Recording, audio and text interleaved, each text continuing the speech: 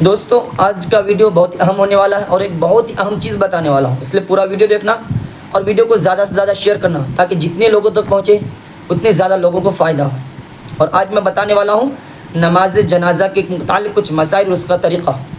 جب کوئی مر جاتا ہے ہمارے متعلقین میں، رشتہ دار میں، آس پڑوس میں، تو ہم لوگ پہنچتے ہیں اور جانا بھی چاہیے۔ تجہیز و تدفین میں شریک ہونا مسلمان کا ایک حق ہے، لیکن افسوس ہے کہ ہم میں سے اکثر لوگوں کو نماز جنازہ کا طریقہ اور اس کی دعا یاد نہیں ہوتی۔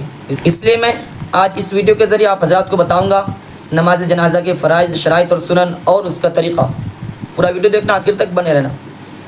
نماز جنازہ فرض کفایہ ہے، یعنی میت کے مرنے کی خبر جن جن لوگوں کو پہنچی ہے، اگر ان میں سے کسی نے بھی نماز جنازہ نہیں پڑھی تو ہر ایک گنہگار ہوگا، ہر ایک کو گناہ ملے گا۔ اور اگر کسی ایک نے بھی نماز جنازہ پڑھ لی تو باقی تمام لوگوں کی طرف سے ادا ہو جائے گا، باقی لوگ گناہ سے بچ جائیں گے۔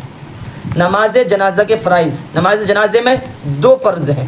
نمبر 1 قیام کرنا، یعنی سیدھا کھڑا ہونا۔ نمبر 2 4 مرتبہ اللہ اکبر کہنا۔ دوسری چیز نماز جنازہ کے شرائط۔ نماز جنازہ کے 6 شرائط ہیں۔ نمبر 1 میت کا مسلمان ہونا، لہذا غیر مسلم کی نماز جنازہ نہیں پڑھی جائے گی۔ نمبر 2 میت کا اور میت کے کفن کا پاک و صاف ہونا۔ نمبر 3 میت کے جسم کے واجب الستر حصے کا چھپا ہوا ہونا، یعنی جیسے ہم زندہ لوگ ہیں، مرد ہو یا عورت،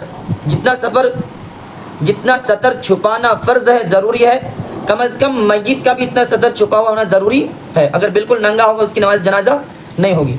نمبر 4 میت کا جنازے کی نماز پڑھنے والوں کے آگے ہونا، سامنے ہونا، لہٰذا اگر پیچھے ہو تو جنازے کی نماز درست نہیں۔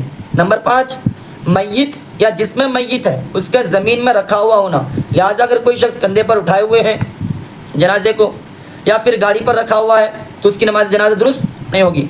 نمبر 6 کہ میت کا موجود ہونا، لہٰذا اگر میت موجود نہیں ہے، کہیں دوسری جگہ ہے، غائبانہ کوئی نماز جنازہ پڑھتے ہیں تو اس کی جنازے کی نماز درست نہیں ہوگی۔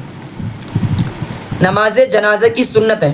نمبر 1 کہ امام کا جنازے کے یعنی میت کے سینے کے مقابل میں برابر میں کھڑا ہونا۔ نمبر 2 پہلی تکبیر کے بعد ثنا پڑھنا جو نماز میں پڑھتے ہیں، یعنی اللہ تعالیٰ کی تعریف کرنا۔ نمبر 3 دوسری تکبیر کے بعد درود شریف پڑھنا جو نماز میں پڑھتے ہیں۔ نمبر 4 تیسری تکبیر کے بعد میت کے لیے دعا کرنا۔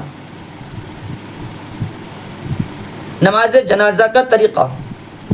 جنازے کو سامنے رکھ کر امام اس کے سینے کے مقابل برابر میں کھڑے ہو جائیں گے، باقی لوگ امام صاحب کے پیچھے صفیں بنا کر کھڑے ہو جائیں گے۔ صفیں بنانے میں مستحب طریقہ یہ ہے کہ عدد ہو، 3 ہو، 5 ہو، 7 ہو، لوگ کم ہو تو کم از کم 3 صفیں ہوں۔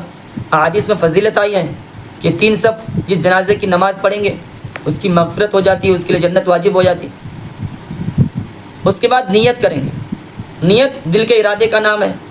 نماز جنازے کے لیے نیت کے کوئی خاص الفاظ منقول نہیں ہے، لہٰذا اگر دل سے یہ نیت کر لیں، زبان سے اتنا کہہ لیں کہ میں اللہ تعالیٰ کی رضا کے لیے اس امام کے پیچھے اس جنازے کی نماز پڑھ رہا ہوں تو کافی ہے۔